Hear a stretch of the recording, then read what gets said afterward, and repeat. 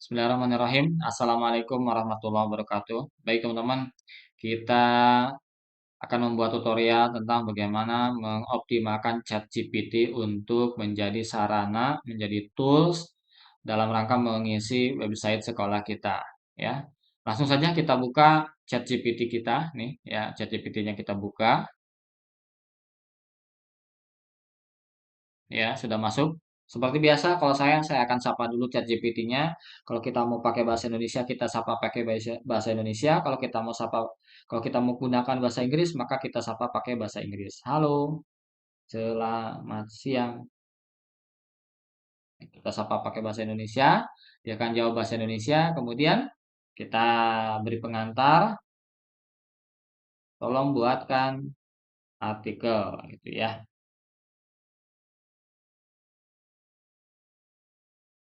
Nah, kemudian dia akan merespon. Oh, dia tahu bahwa dia akan diminta tolong untuk membuat artikel. Nah, dia merespon ya, butuh informasi tambahan, topiknya apa dan lain sebagainya. Nah, sebelum ke sana perlu saya sampaikan teman-teman ya, seolah bahwa sepertinya memberi perintah ke ChatGPT ini sederhana gitu, ya. Tinggal kasih perintah selesai gitu ya.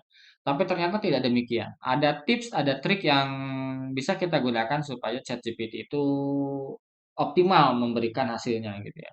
Supaya hasil yang diberikan oleh ChatGPT itu mendekati harapan kita.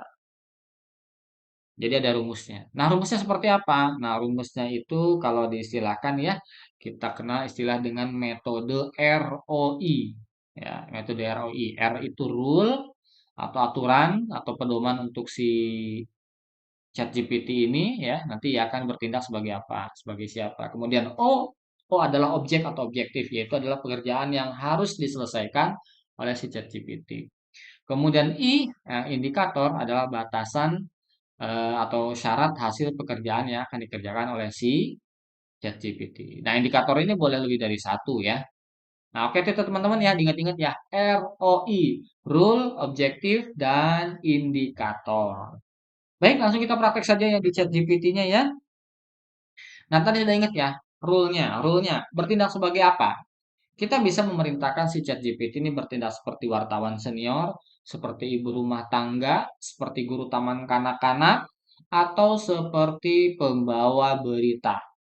Ya, nah itu terserah kita. Nah, kali ini kita akan beri contoh si ChatGPT bertindak seperti wartawan senior gitu ya, karena kita mau buat berita tentang kegiatan di sekolah. Oke, bertindak seperti wartawan senior. Nah, ini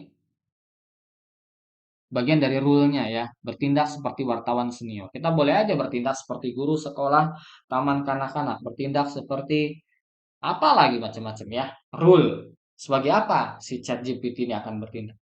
Kemudian teman-teman, kita masukkan objeknya. Ya, objeknya apa? Atau perintahnya si ChatGPT ini suruh ngapain? Yaitu tadi contohnya disuruh supaya bikin artikel terkait kegiatan di sekolah. Maka kita masukkan perintahnya. Buatkan artikel tentang kegiatan. Kegiatan apa? Saya contohkan kegiatan melukis di atas tas jinjing di TK Al. Saya contohkan TK Al Irsyad Gintung Reja misalkan ya. Gintung Reja dengan peserta lebih dari 200 orang. Nah, ini objektifnya. Buatkan artikel tentang kegiatan melukis di atas tas jinjing di TK Al Irsyad Gintung Reja dengan peserta lebih dari 200 orang. Ah, waktunya belum nih teman-teman. Ya, kita kasih di sini. Pada tanggal tanggal berapa? Misalkan kita bikin tanggal 5 November ya. 5 November 2023 di mana? Mau kita kasih tempat boleh, keterangan tempat di Aula Kecamatan Gandrung Mangu. Nah, misalkan begitu. Saya ulangi. Bertindak seperti wartawan senior. Nah, ini adalah rule-nya, aturannya. Kemudian, buatlah artikel tentang kegiatan melukis di atas tas jinjing di TK Al Irsyad Gintung Reja. Nah, ini objektifnya. Kemudian kita beri keterangan untuk objektifnya ya. Pada tanggal 5 November 2023 di Aula Kecamatan Gandrung Mangu dengan peserta lebih dari 200 orang. Nah, objektifnya sudah, tinggal kita beri indikator. Indikatornya apa?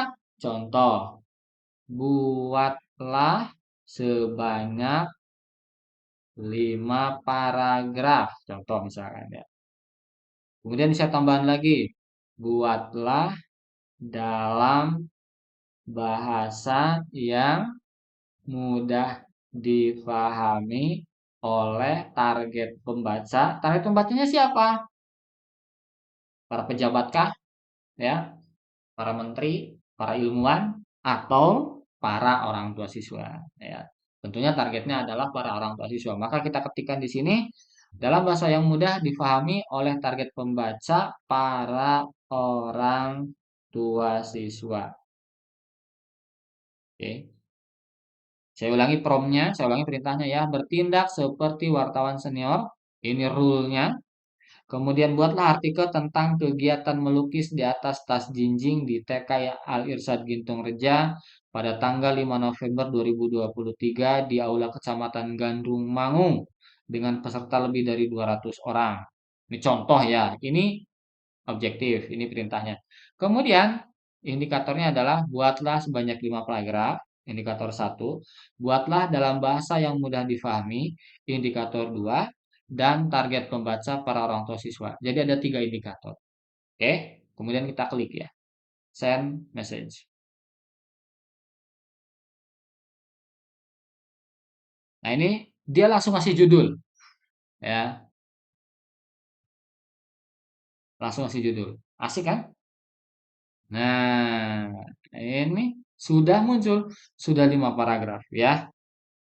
Bahkan sampai penutupnya ya. Dengan demikian, kegiatan melukis di atas tas jinjing di TK Alisan Gintung Reja bukan hanya sebuah acara, tetapi sebuah perjalanan kecil menuju perkembangan kreativitas dan kecerdasan anak-anak yang diberkahi oleh dukungan penuh dari orang tua dan pendidik. Masya Allah. Saya sendiri nggak sampai ke situ pikirannya ya. Berapa paragraf ini? Satu, dua, tiga, empat, lima. 5 paragraf. Cukup. Judulnya sudah ada. Ya. Judul ada, teksnya ada. Ya. Nah, gimana kalau misalkan kita merasa kurang cocok dengan judulnya, pengen nyari judul yang lain? Tinggal kita minta tolong aja. Buatkan 10 alternatif, ini contoh 10 ya, bisa 5, bisa 7 gitu ya. 10 alternatif judul untuk artikel di atas. Ya, send message. Kita lihat ke bawah, apa maksudnya. Nah, udah nih. Mau pilih yang mana nih? Ya, banyak banget. Kreatif mewarnai dunia anak-anak, kreativitas melukis di TK Sri Reja. Pelajaran seni yang mengesankan, melukis tas jinjing di Aula Kecamatan Gandrung Mangu. Wah, keren-keren. Nah, ini kita udah dapat ya. Udah dapat. Nah, sekarang bagaimana cara copy paste-nya? Nah, sedikit trik ya. Ketika kita copy paste ya. Ketika kita copy paste di Word. Nah, ketika kita copy paste di Word, di Microsoft Word, hati-hati memilihnya ya. Nah, kita blok di sini, misalkan blok di sini. Ya, kemudian copy, klik kanan copy, masuk ke Word, klik kanan, hati-hati pastenya, ya jangan yang ini, nanti muncul garis-garis di pinggirnya, nih garis-garis di pinggir ini ya, ini kalau pas nanti dipaste ke web jadi nggak bagus, kita ulangi ya, kita pilih yang ini nih, text only, text only. Nah, teks only aja. Jadi nanti tinggal kita copy paste ke web itu hanya teksnya saja, tapi format di chat GPT-nya itu tidak terbawa. Dan ini insya Allah mendukung ya membantu 60-70% pekerjaan kita. Sangat menghemat waktu. Nah, untuk judulnya ya tinggal kita copy aja dari sini ya. Nih, Copy, di kanan copy, masuk ke Word, hmm? Nah, kemudian, nah di sini nih, ya, dipaste di sini. Ingat, pastenya pakai yang ini ya, keep text only. Nah, dah. Nanti kita tinggal pilih aja mana yang cocok. Kalau udah cocok, ya tinggal kita pilih gitu ya. Jadi jangan khawatir. Dicoba aja, boleh berkreasi ya dengan promptnya sebagai guru TK, sebagai guru senior, sebagai wali kelas dan lain sebagainya. Dicoba aja rule-rulenya ya. Baik teman-teman, demikian tutorial kita kali ini. Semoga bermanfaat dan jangan lupa di subscribe channel Yayasan Sosial RS Cilacap. Terima kasih. Assalamualaikum warahmatullahi wabarakatuh.